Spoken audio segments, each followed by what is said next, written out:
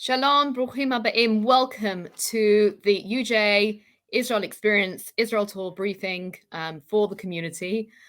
We haven't done these sessions before. The reason we have put this together today is obviously for you as parents, the thought of sending your children to Israel at this time is one which will require knowledge and information to make the decision that is right for you and your family. And before we begin, I just want to explain that UJ Israel Experience is a partnership between the Jewish Agency for Israel, the largest global Jewish organization in the world, and UJA representing the UK British Jewish community. And we provide both financial support and educational support to UJ Israel Experience. You also know that your youth movements and youth organizations have a role every year in delivering Israel Tour, and they are a part and parcel of the network that we run, which will allow Israel Tour 2024 to happen. But today we have a few people with us. We have Shelley Marsh with us, who is the Director of Collaborative Leadership at UJA. She is primarily responsible for training and supporting Madrahim, leaders and youth movements in order to help them deliver Israel Tour this summer. We have Adam Waters, who's the Director of UJ Israel Experience, who really is a community lead for delivering Israel Tour in this community. And we're also really happy today to have Andrei Lupul, who's the Chief Security Officer at the Havaya Israelit Israel Experience, which is one of the ground providers providing Israel Tour and making the arrangements, and also responsible for thinking about what kind of security do we need this year for Israel Tour.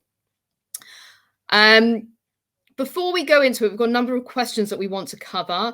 Just want to say this recording will be live for a while online, so you can actually have other people see it when you want, your friends, other family members, and also that we really want to be able to create an environment that people feel free, that they can ask whatever they want.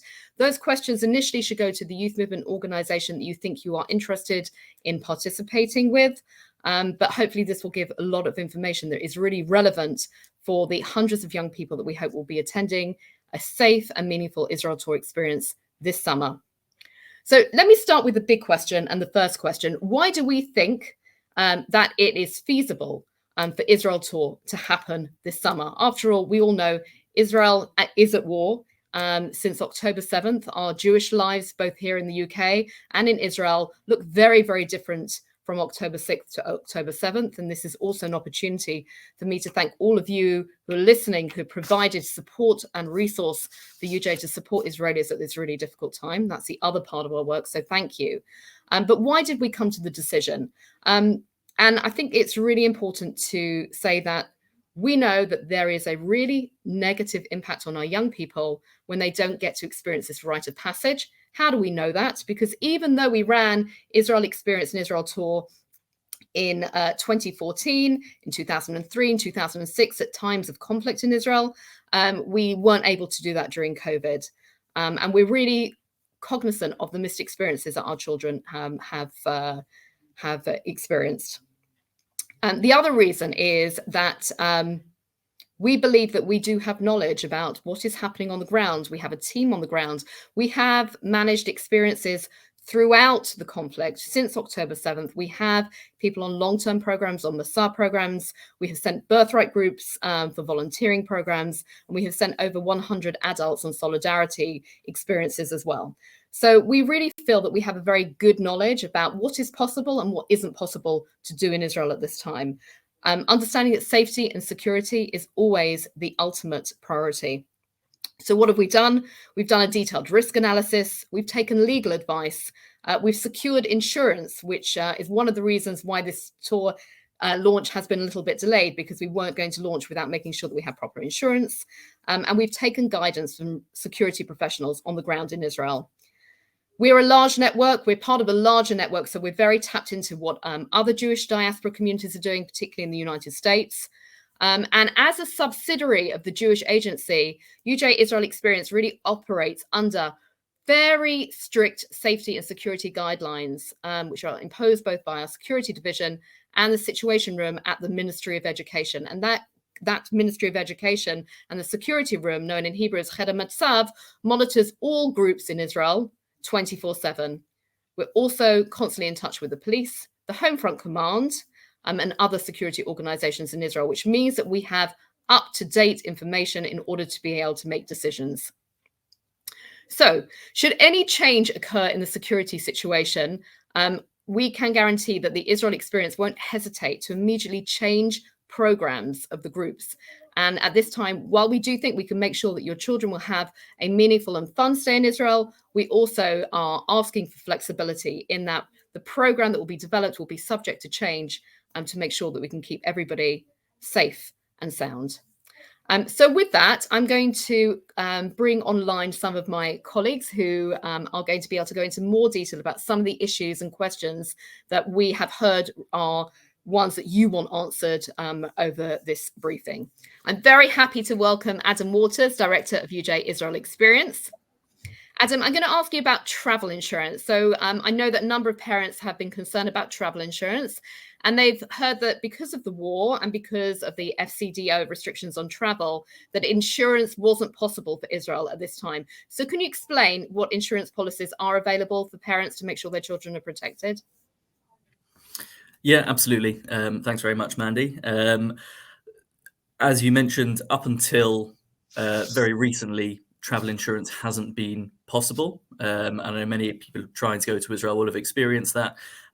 We are very pleased that we've been able to secure a travel insurance policy this year, which is as comprehensive as it is every single year. So we have a comprehensive travel insurance policy in addition to medical insurance that happens on the ground in Israel.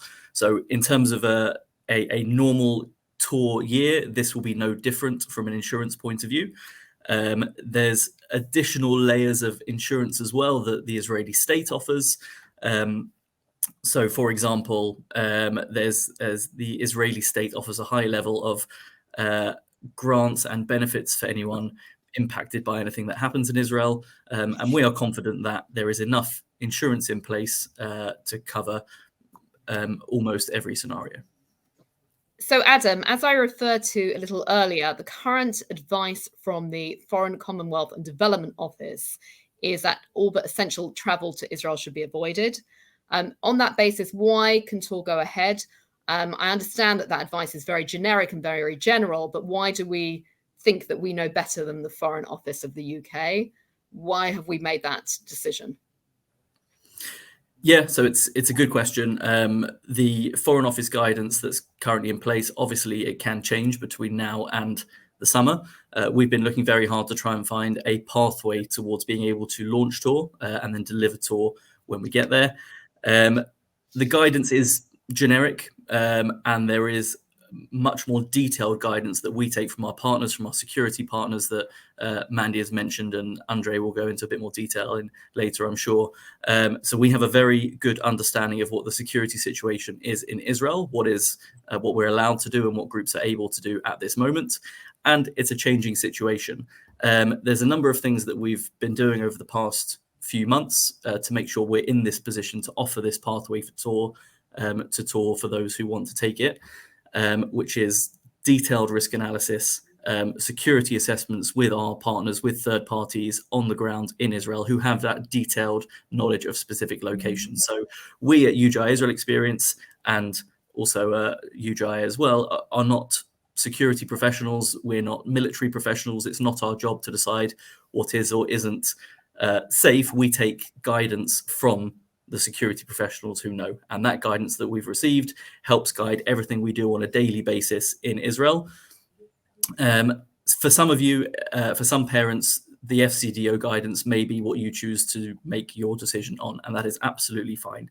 When we look at it, we know we've taken guidance from our security professionals, and we believe we're able to offer that pathway to tour now for those who want to take it.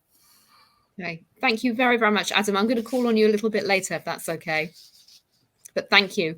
I'm going to ask Shelley Marsh, who is responsible for, with a team of people, preparing the many wonderful young people, the Madrachim, who make these experiences what they are.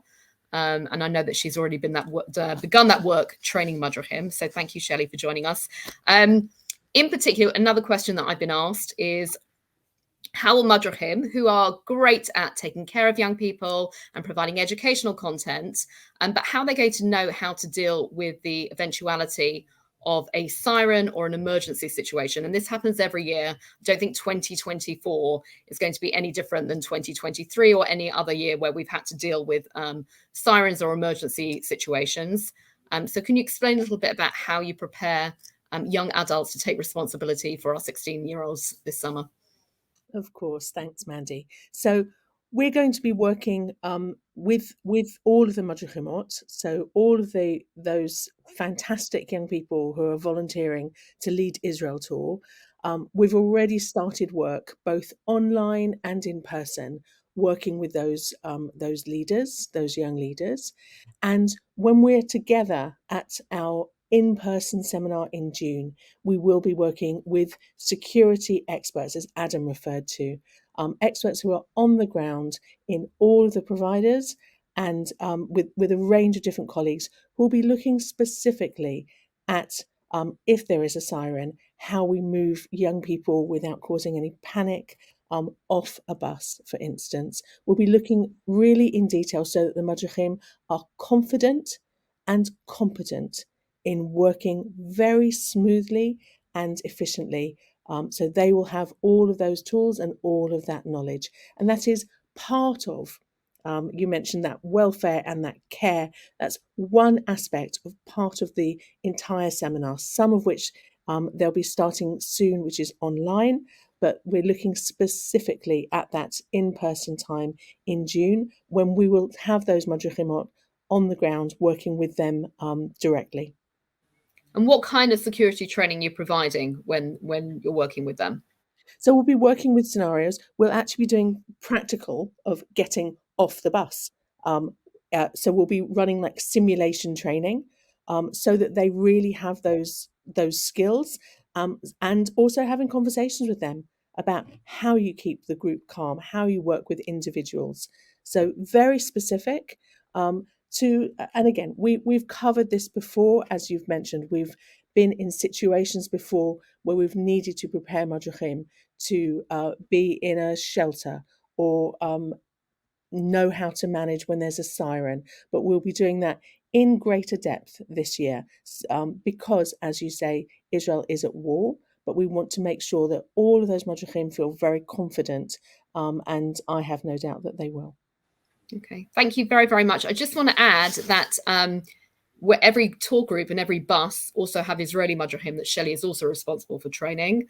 And we will also have an additional armed guard with groups this year, which used to be the norm, and the last few years it hasn't been, but we're reinstating that this year as well as an additional security measure to provide support for Madrichim.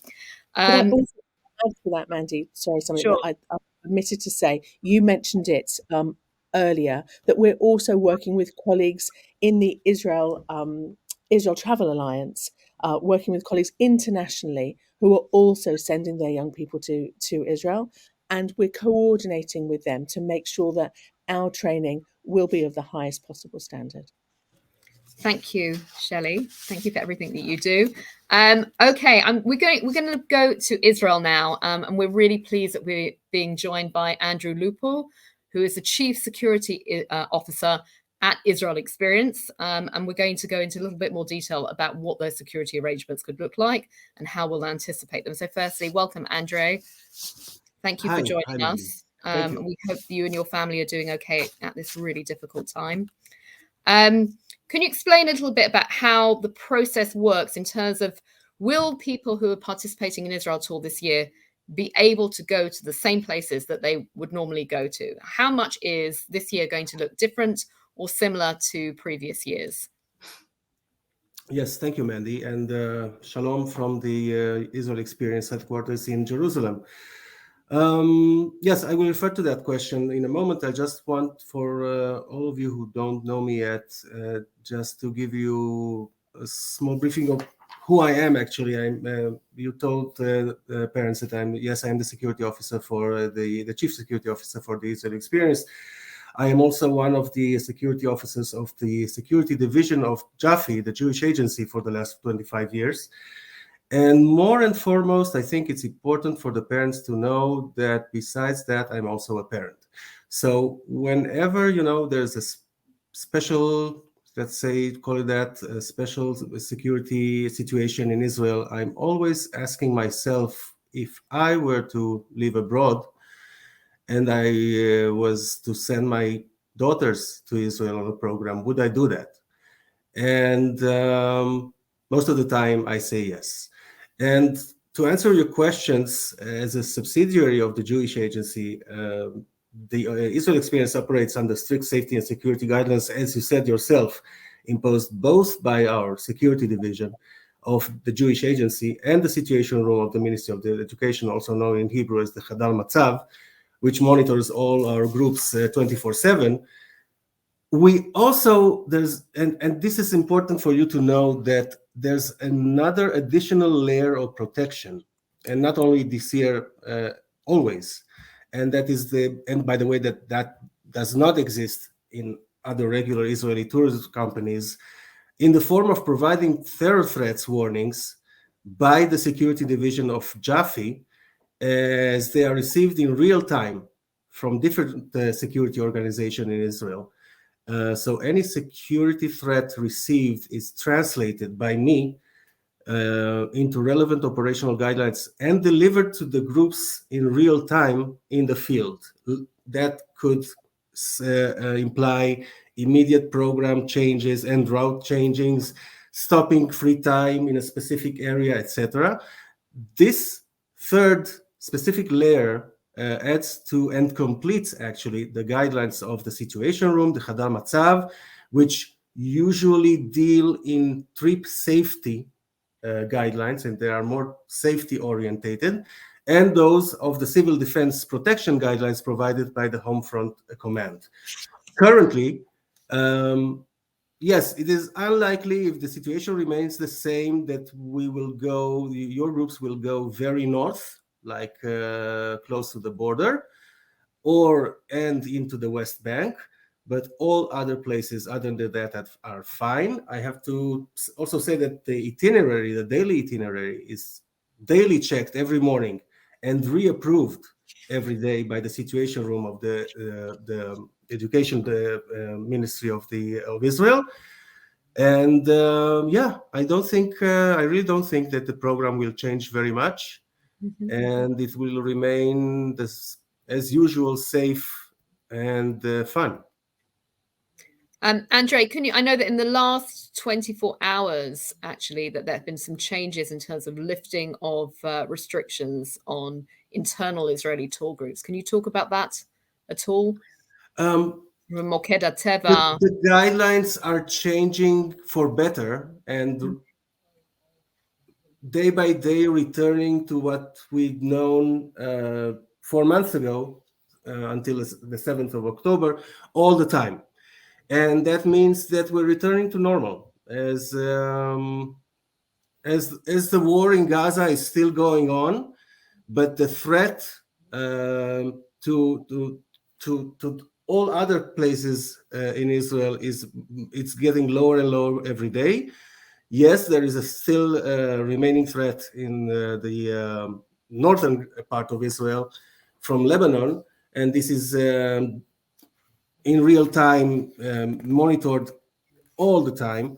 And as I said, if the situation will remain as it is today, your groups will probably not get near the northern border, the threatened more, which is more threatened. But yes, there are changes daily, almost daily changes into getting all the trips, including for the schools of the Education Department of the Ministry of Education in Israel. We are getting back to normal. Okay, that is good to hear. And then one final question. We know here that actually has been huge displacement of Israelis from the south and north. And many of those, particularly immediately after October 7th, were put into hotels, one family in one room. I know that those numbers have been reduced, but we're also very aware that communities cannot go back to the north, and communities are not ready to go back to all the places in the south. Does that have any impact on accommodation or the feasibility of delivering Israel Tour this summer from your perspective? I don't think so. I really don't think so, Mandy, because, well, in terms of accommodations, we all hope that all the families that were evacuated from Gaza envelope are to return home by the time that your groups are going to arrive in Israel. As far as I know, not even today, there is a problem of accommodations, even if some and not all of the accommodations in Israel are taken by the people that were evacuated. We will find, as I told you, I'm 25 years with the Israel experience, and we unfortunately had many other security situations as the Second Lebanon War and the Second Intifada and so on and so forth. And this is not the time. This is not the first time, unfortunately, when people have to be evacuated from their homes, and we never had any problems accommodation wise to finding places the same places that you were used to in the last years. I don't think there will be a problem with that now. Thank you. Andre, thank you so much for joining us. Before I ask you to leave and we can start moving towards the end of the session, is there anything you feel that we should know as British Jewry? Well, thank you first of all, thank you for all your help. But yes, I would like also to add that you should feel sure that should any change occur in the security situation, rest assured that we at the Israel Experience will not hesitate to immediately change the program of our groups accordingly. I also want to assure you that, especially at this time, we will make sure that your children would have a meaningful and fun stay in Israel, and at the same time, a safe and secure one. Thank you for having me. Thank you, Andre, and we wish you and your family a safe and sorry. I appreciate that. Thank you. Thank you, Andre. Okay, I'm going to ask Adam to come back on screen. Adam, hi. I mean, Hi. Andre referred to the last question a little bit that we wanted to ask, and I have been asked this by quite a lot of parents, which is, the thought of sending young people to Israel at this time. Will it also be fun? These are young people who've just had their exams. They've been working very hard. This summer is a rite of passage. Can you shed any light on that? Yeah, absolutely. So as Andre said, Israel is starting to return to normal. We're working very closely with all of the youth movements and organizations running tour this summer. I know they're working very, very hard to put together a program that is meaningful, but also still fun. We're still, these are still 16-year-olds going on tour who want to enjoy themselves. And it's finding that balance between the educational content that we'll be looking at this year. I'm sure a number of the youth movements will be spending a bit more time on supporting social projects in Israel and volunteering and programs like that, but still doing a lot of the fun things that they would normally do, still, going kayaking and still snorkeling and all the sort of fun things that you would do on Israel tour will still happen. And it's about finding that right balance. So what I would say to parents is speak to your youth movements directly, the one that you're thinking of going on. They're working really, really hard with their tour providers in Israel to put together a really fun and meaningful program that will deepen all of our young people's connection to Israel and strengthen their Jewish identity. Thank you. And just to conclude, I want to extend appreciation to all the fantastic youth movements and organizations that are taking groups this year. They do a huge amount of work, and the work hasn't started today, the day of our briefing. It's been going on for months, and it will continue to go on. We are really grateful for their partnership and for the expertise and support from our ground providers in Israel. We really do understand, as parents ourselves, that the issue which is first and foremost in everybody's minds at the moment is the safety and security of our children in London, whether they're traveling to Europe, to the United States, and particularly to Israel. We do understand that. And that's why we are available to answer questions as our youth movements and organizations, because we recognize that what your child does this summer has an extra layer of concern. We believe that we can offer safe, profound, meaningful, life-changing educational opportunities in Israel this summer. This is why Israel Tour, the launch is going ahead. And we know that we will have a fantastic summer, and we hope that your children and your young people will be able to join us. Thank you so much. Toda rabah. Have a good day.